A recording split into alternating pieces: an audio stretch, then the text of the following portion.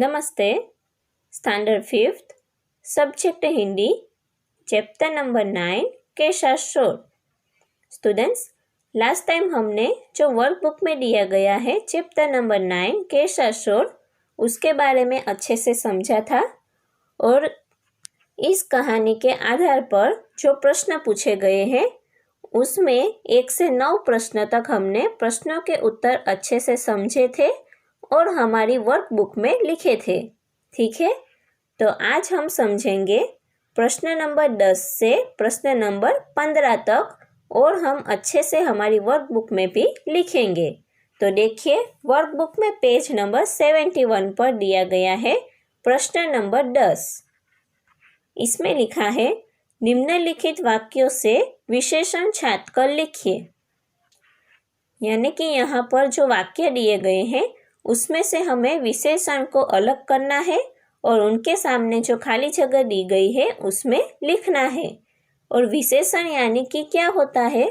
तो विशेषण यानी कि जो वाक्यों की विशेषता बताता हो वो होता है विशेषण। देखिए, पहला वाक्य है, नवीन ऊंचा लड़का है। तो यहाँ पर विशेषण होगा ऊंचा, क्योंकि नवीन लड़का तो है लेकिन बताया गया है कि ऊंचा लड़का है, इसलिए जो वाक्य की विशेषता बताता हो उसे कहते हैं विशेषण। तो यह वाक्य में जो शब्द है विशेषण का वो होगा ऊंचा। ठीक है, तो इस तरह हम सभी वाक्यों में से विशेषण छांटकर लिखेंगे सामने वाली खाली जगह में। लिखिए। अब देखिए, दूसरा वाक्य है, उसमें लिखा है, यह मीठा चीकू है। तो इसमें विशेषण क्या होगा? मीठा। यह चीकू तो है लेकिन मीठा है, इसलिए विशेषण होगा मीठा। फिर तीसरा वाक्य देखिए, मीना लाल गाजर खा रही है। तो इसमें विशेषण होगा लाल, क्योंकि मीना गाजर तो खा रही है लेकिन कैसा गाजर है वो? लाल। तो ये हुई वाक्य की विशेषता, इसलिए शब्द आएगा लाल। फिर देखिए, चौथा वाक्य है, ऋत्विक ने बड़ा खिलौना खरीदा। तो इस वाक्य में जो विशेषण है वो है बड़ा। ऋत्विक ने खिलौना खरीदा है लेकिन कैसा है वो खिलौना? बड़ा है। तो वो वाक्य की विशेषता दिखाता है, इसलिए बड़ा शब्द है वो विशेषण बनेगा। फिर देखिए, पांचवा वाक्य है, हमारी कक्षा में 35 लड़के हैं। तो यहाँ पर जो विशेषण बनेगा वो है 35, क्योंकि हमारी कक्षा में लड़के तो है लेकिन कितने हैं? 35। तो 35 जो शब्द है वो वाक्य का विशेषता बताता है, इसलिए विशेषण बनेगा 35। फिर देखिए, छठा वाक्य है, यह अच्छा चित्र किसने बनाया। तो इसमें जो विशेषण है वो है अच्छा, क्योंकि यह चित्र तो बनाया है, यह चित्र किसने बनाया, लेकिन क्या है? अच्छा चित्र है, इसलिए विशेषण बनेगा अच्छा। फिर देखिए, सातवां वाक्य है, गिलास में थोड़ा पानी है। तो क्या है इस वाक्य में विशेषण क्या होगा? थोड़ा। गिलास में पानी है, गिलास में पानी तो है लेकिन कितना है? थोड़ा। तो यह वाक्य की विशेषता बताता है, इसलिए विशेषण होगा थोड़ा। ठीक है, तो इस तरह हम वाक्य में से विशेषण छांटकर उसके सामने लिखेंगे।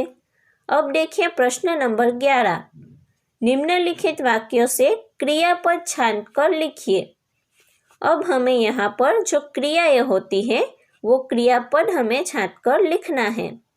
तो पहला वाक्य है, मोहन पढ़ता है। तो यहाँ पर जो पढ़ता है वो क्रिया होती है, इसलिए क्रियापद है पढ़ता है। फिर दूसरा वाक्य देखिए, कनक दौड़ता है। तो यहाँ पर जो क्रिया होती है वो होती है दौड़ना। तो यहाँ पर जो क्रियापद है वो होगा दौड़ता है। तीसरा वाक्य है, सलीम पानी पीता है। इस वाक्य में जो क्रिया होती है वो होती है पीना, इसलिए यहाँ पर जो क्रियापद होगा वो होगा पीता है। सलीम पानी पीता है, यानी कि पीता है वो क्रियापद है। फिर चौथा वाक्य है गीता खाना खाती है। तो यहाँ पर जो खाती है यानी कि खाना वो क्रिया हो रही है, इसलिए क्रियापद होगा खाती है। फिर पांचवा वाक्य है रुचा गीत लिखती है। तो यहाँ पर जो क्रिया हो रही है वो है लिखना, इसलिए यहाँ पर क्रियापद होगा लिखती है। छठा वाक्य है, उसमें लिखा है विजय खेलता है। तो यहाँ पर जो क्रिया हो रही है वो है खेलना, इसलिए क्रियापद होगा खेलता है। ठीक है, तो इस तरह हम वाक्य का जो क्रियापद है वो छापकर उसके सामने लिखेंगे, वाक्य के सामने लिखेंगे। ठीक है, अब देखिए 12वां प्रश्न, भिन्न शब्द पर गोला कीजिए। स्टूडेंट्स, यानी कि यहाँ पर जो शब्द दिए गए हैं उसमें 4 शब्द है। 4 शब्द में 3 एक रूपता दिखाते हैं और एक शब्द है वो कुछ अलग हो रहा है। तो इसलिए हमें जो भी शब्द यहाँ पर अलग दिखाई दे उस पे गोला बनाना है। तो पहला है मूली, बैंगन, आम और आलू। तो देखिए यहाँ पर मूली, बैंगन और आलू है वो सब्जियां हैं और जो आम है वो एक फल है, यानी कि आम शब्द है वो अलग हो रहा है, इसलिए हमें आम शब्द पर गोला बनाना है। ठीक है, समझ में आ गया ना? हाँ, तो अब जो दूसरे शब्द दिए गए हैं उन सभी शब्दों में आपको देखना है कि कौन सा शब्द है वो अलग हो रहा है, उस पे आपको गोला बनाकर मुझे देना है। ठीक है, अब देखिए आपकी वर्कबुक के पेज नंबर 72 पर है प्रश्न नंबर 13। कोष्टक में 23 सब्जियों के नाम छिपे हैं, उस पर गोला कीजिए और नीचे हिंदी और अंग्रेजी नाम के जोड़े लिखिए। यानी कि स्टूडेंट्स, यहाँ पर जो एक बड़ा सा कोष्टक दिया गया है उस पूरे कोष्टक में नाम कितने हैं? 23 सब्जियों के नाम दिए गए हैं, वो इसमें छिपे हुए हैं। इन सभी सब्जियों के नाम को आपको ढूंढना है और फिर उस पर गोला बनाना है। और जिन जिन सब्जियों के नाम पर आप गोला बनाओगे उन सभी सब्जियों के नाम आपको नीचे जो खाली जगह दी गई है उसमें लिखने हैं, लेकिन सिर्फ हिंदी नाम नहीं, उसके अंग्रेजी नाम भी उसके साथ लिखना है। समझे? ठीक है, समझ गए ना? तो देखिए यहाँ पर जो पूरा कोष्टक है उसमें मैंने एक नाम ढूंढकर लिखा है, वो है मूली। तो उसके नीचे देखिए खाली जगह में मैंने लिखा है मूली और उसका अंग्रेजी नाम भी लिखा है रेडिश। तो इसी तरह आपको ये करना है, इस कोष्टक में से सभी नाम जो 23 सब्जियां हैं उन सभी सब्जियों के नाम ढूंढने हैं, उस पे गोला बनाना है, फिर उसी नाम को नीचे लिखना है और उसका अंग्रेजी नाम भी साथ में लिखना है। ठीक है स्टूडेंट्स, ये अब आपको करना होगा। ओके, अब देखिए नीचे है प्रश्न नंबर 14। उदाहरण के अनुसार निम्नलिखित शब्दों का वाक्य प्रयोग कीजिए। तो उदाहरण दिया गया है, उसके अनुसार हमें वाक्य है उसको वाक्य में प्रयोग करना है, शब्दों को वाक्य में प्रयोग करना है। उदाहरण है प्रशंसा और निंदा, यानी कि प्रशंसा का विरोधी शब्द यहाँ पर दिया गया है निंदा। यहाँ पर इन दोनों शब्दों को लेकर एक एक वाक्य बनाकर लिखा हुआ है। अच्छे कार्य करने वालों की प्रशंसा होती है। और दूसरा वाक्य है बुरे कार्य करने वालों की निंदा होती है। ठीक है, तो इसी तरह हमें जो यहाँ पर दूसरे नाम दिए गए हैं उन सभी नामों को, शब्दों को लेकर उसके विरोधी शब्द देने हैं और फिर उनको वाक्य में प्रयोग करना है। तो देखिए पहला शब्द है वो है अधूरा। अधूरा का विरोधी शब्द क्या होगा? पूरा। अधूरा का विरोधी शब्द होगा पूरा। अब इन दोनों शब्दों के लिए हम वाक्य बनाकर लिखेंगे। पहला शब्द अधूरा के लिए वाक्य बनाएंगे। मूर्ख लोग काम अधूरा छोड़ देते हैं। मूर्ख लोग काम अधूरा छोड़ देते हैं। और अब लिखेंगे पूरा शब्द के लिए वाक्य बनाएंगे। समझदार लोग का काम पूरा करते हैं। समझदार लोग काम पूरा करते हैं। ठीक है, अब देखिए दूसरा पसंद। तो पसंद का विरोधी शब्द होगा नापसंद। पसंद नापसंद। वाक्य बनाकर इस तरह लिखेंगे। मुझे नियमित छात्र पसंद है। मुझे नियमित छात्र पसंद है। दूसरा वाक्य लिखेंगे। मुझे अनियमित छात्र नापसंद है। मुझे अनियमित छात्र नापसंद है। अब देखिए तीसरा शब्द भलाई। तो भलाई का विरोधी शब्द क्या होगा? बुराई। भलाई बुराई। अब इन दोनों शब्दों के लिए वाक्य बनाकर लिखेंगे। अच्छे लोग हमेशा दूसरों की भलाई करते हैं। अच्छे लोग हमेशा दूसरों की भलाई करते हैं। बुरे लोग हमेशा दूसरों की बुराई करते हैं। बुरे लोग हमेशा दूसरों की बुराई करते हैं। ठीक है, अब देखिए चौथा शब्द है शांत। वो आपकी वर्कबुक के पेज नंबर 73 पर दिया गया है। चौथा शब्द शांत। तो इसका विरोधी शब्द होगा अशांत। शांत अशांत। इन दोनों शब्दों के लिए हम वाक्य बनाकर लिखेंगे। पहला वाक्य, कक्षा में विद्यार्थी शांत रहते हैं तो पढ़ाई में फायदा होता है। कक्षा में विद्यार्थी शांत रहते हैं तो पढ़ाई में फायदा होता है।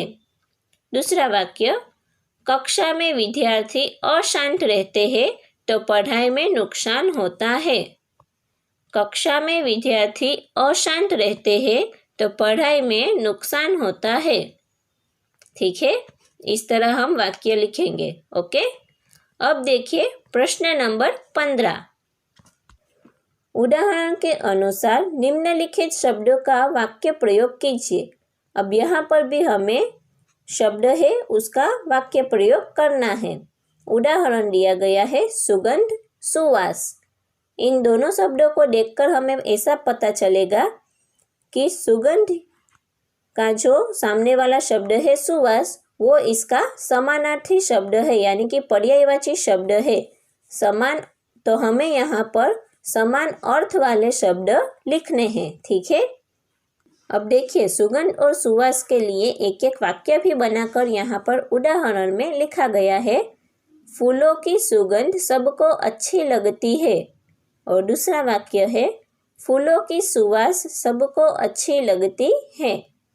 तो इसी तरह हमें भी इन नीचे दिए गए शब्दों के पर्यायवाची शब्द लिखने हैं और उनके लिए एक एक वाक्य बनाना है। पहला शब्द है आरोग्य। आरोग्य का समानार्थी शब्द होगा स्वास्थ्य। अब इसके लिए हम वाक्य लिखेंगे। पहला वाक्य, भारत का आरोग्य अच्छा है। भारत का आरोग्य अच्छा है। दूसरा वाक्य, भारत का स्वास्थ्य अच्छा है। भारत का स्वास्थ्य अच्छा है। दूसरा शब्द है मन भावन। मन भावन का समानार्थी शब्द होगा मनपसंद। मन भावन का समानार्थी शब्द होगा मनपसंद। अब इसके लिए हम वाक्य बनाकर लिखेंगे। मेरा मन भावन फल आम है। मेरा मन भावन फल आम है। दूसरा वाक्य, मेरा मनपसंद फल आम है। मेरा मनपसंद फल आम है। अब देखिए तीसरा शब्द है सरताज। सरताज का समानार्थी शब्द होगा सर्वश्रेष्ठ। सरताज सर्वश्रेष्ठ। इसके लिए हम वाक्य बनाकर लिखेंगे। पहला वाक्य, आलू सब सब्जियों में सरताज है। आलू सब सब्जियों में सरताज है। और दूसरा वाक्य, आलू सब सब्जियों में सर्वश्रेष्ठ है। आलू सब सब्जियों में सर्वश्रेष्ठ है। अब देखिए चौथा शब्द है बहुत। बहुत का समानार्थी शब्द होगा अधिक। बहुत अधिक। अब इसके लिए हम वाक्य बनाकर लिखेंगे। ग्वाले के पास बहुत गायें हैं। ग्वाले के पास बहुत गायें हैं। दूसरा वाक्य, ग्वाले के पास अधिक गायें हैं। ग्वाले के पास अधिक गायें हैं। ठीक है स्टूडेंट्स, तो इस तरह हम विरोधी शब्द और उसके वाक्य, बाद में पर्यायवाची शब्द और उसके वाक्य अच्छे से लिखेंगे। तो ये जो प्रश्नों के उत्तर है वो आपको अपनी वर्कबुक में अच्छे से लिख लेना है। Okay students, thank you.